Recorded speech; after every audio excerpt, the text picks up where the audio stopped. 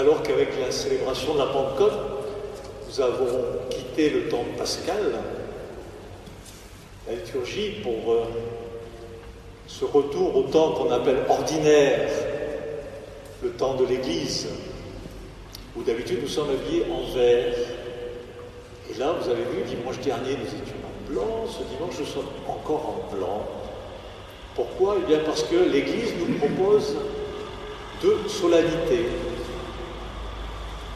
La semaine dernière, c'était la Sainte Trinité. Cette semaine, c'est le Saint-Sacrement du corps et du sang du Christ. Alors vous, catéchumènes, que nous retrouvons avec vos écharpes mauves ce matin avec un grand plaisir, voilà. Eh bien, je dirais que ces deux dimanches montrent vraiment ce chemin que vous faites.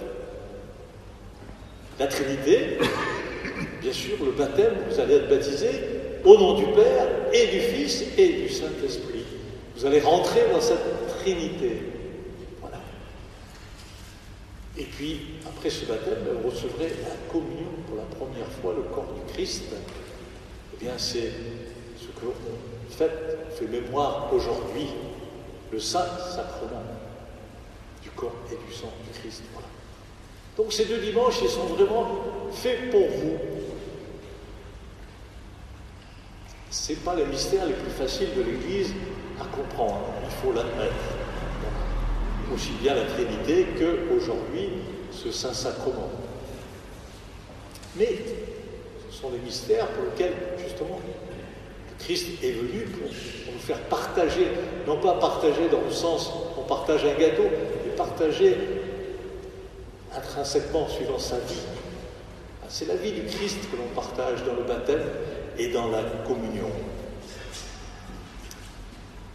Vatican II, donc, avait donné un nom particulier ou une définition particulière de ce sacrement. Il disait que c'était le source et sommet de toute la vie chrétienne. Source et sommet de toute la vie chrétienne. Vous voyez? Source, ça veut dire que c'est à la base. Sommet, c'est que ce que l'on cherche à atteindre. Voilà. Donc c'est absolument pas quelque chose de banal.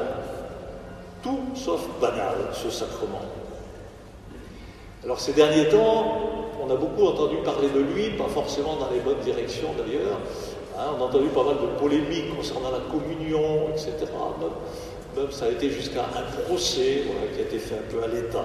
Mais on va un petit peu oublier tout ça.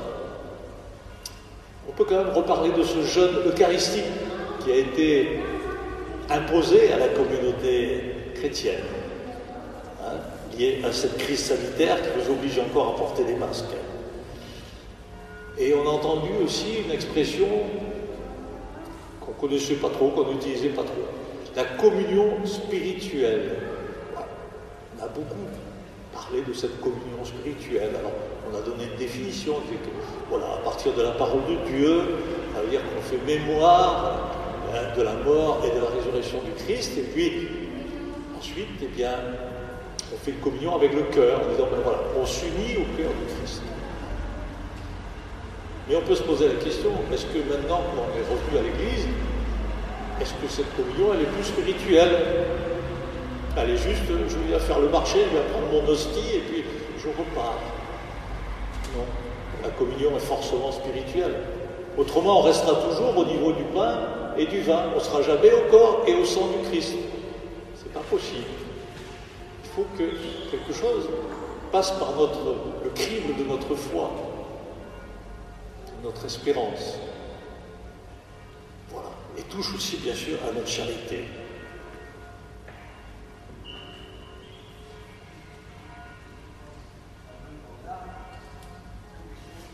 Le sacrement du corps et du sang du Christ, c'est une nécessité. On l'a vu, on en a manqué, c'est vraiment une nécessité. Maintenant, il faut qu'on voit un peu où est ce fondement. Où est ce fondement? Maintenant qu'on a repris le chemin de l'Église, l'épisode que nous venons de vivre nous oblige à nous remettre dans une certaine forme d'humilité, à retrouver une certaine humilité. de quitter un peu cette arrogance du monde moderne qui pense qu'avec la science, avec les technologies, on passe partout. En force, quelquefois, et on passe partout. Eh bien non. Là, on a vu que nous étions obligés de nous enfermer, obligés de se protéger des autres, obligés de rompre des liens. Alors maintenant que ça se débloque, on peut essayer d'oublier ça, on va dire, on va vite retourner à plan de campagne, et puis on va bien acheter, et puis on va oublier cette humilité, voilà, on va racheter des tas de trucs avec ça. On va être encore les rois du monde. Voilà. Ça peut être une solution, mais elle risque de vite nous rattraper. Il y en a une autre, c'est de dire, ben voilà, cette humilité qui m'a été obligé d'accepter, eh bien, je vais en faire ma réflexion. Je vais essayer de repenser un peu ma position dans le monde, de me retrouver comme créature de Dieu, accepter cette position de créature, où on ne maîtrise pas tout, et d'accepter cette position comme un bienfait pour pouvoir repartir avec ma foi. Ce sacrement, nous l'avons compris en fait en en étant privés, est source de notre vie intérieure, qu'elle soit individuelle ou communautaire. C'était le père de Lubac, un jésuite, qui disait « La célébration de l'Eucharistie fait l'Église, fait communauté ».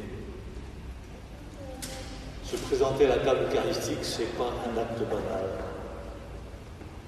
Ça demande toute l'implication de notre être complet, cœur, corps et esprit.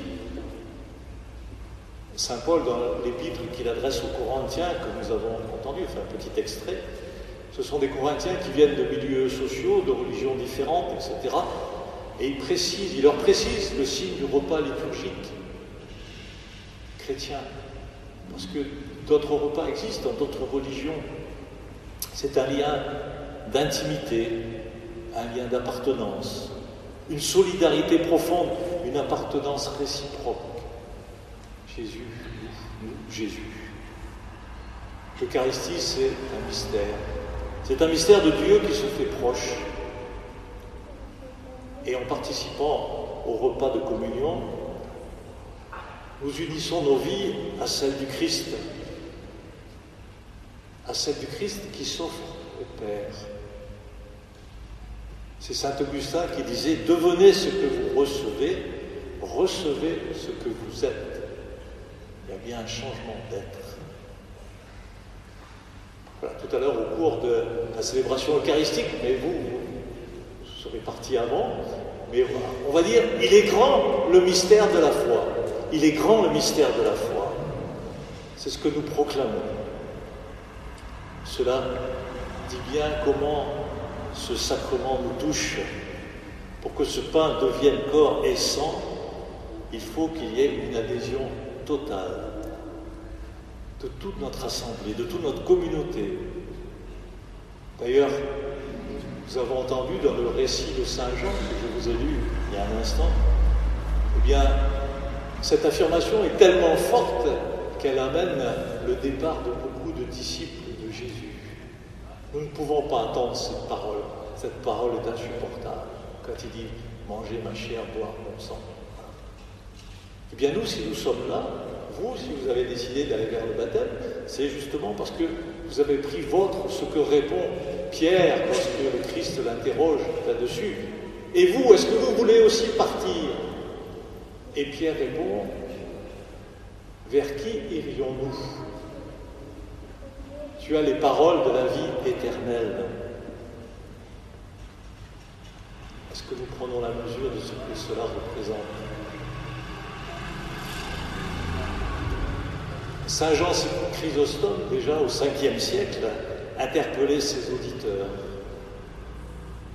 Il leur disait « Nous n'avons pas un seul pain, nous devenons un seul corps. Pourquoi ne pas avoir la même charité et ne pas nous unir par ce lien puissant? C'est bien ça. Avoir part au corps du Christ, c'est se lier par un lien puissant, indestructible. Au Christ, tous. Donc ce qui fait aussi nous unir, nous, tous.